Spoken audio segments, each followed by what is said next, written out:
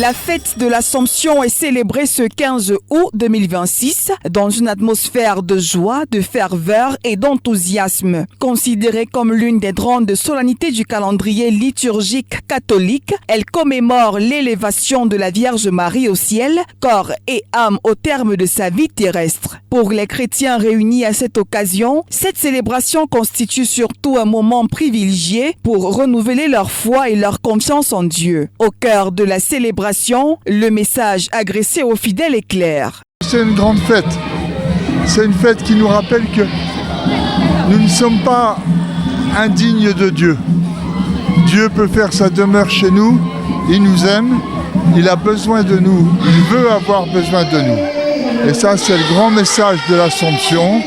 Et c'est un message que nous avons toujours le cœur chaud quand nous le célébrons. Marie est présentée comme un modèle de foi, elle qui a traversé des épreuves sans renoncer à son espérance. Sa vie témoigne, selon le célébrant, de la fidélité à Dieu et de l'abandon à sa volonté. Le chrétien d'aujourd'hui est appelé à mettre sa confiance en Dieu.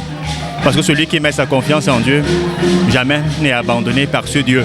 Et nous avons la preuve avec Marie aujourd'hui, qui a vécu sa foi malgré les épreuves, qui a mis sa confiance en Dieu. Et ce Dieu aujourd'hui l'honore et va l'honorer toujours éternellement. Pour les fidèles, cette expérience vécue par Marie constitue une source d'espérance dans les difficultés quotidiennes. C'est la joie d'avoir une maman qui intercède pour nous auprès de Jésus-Christ.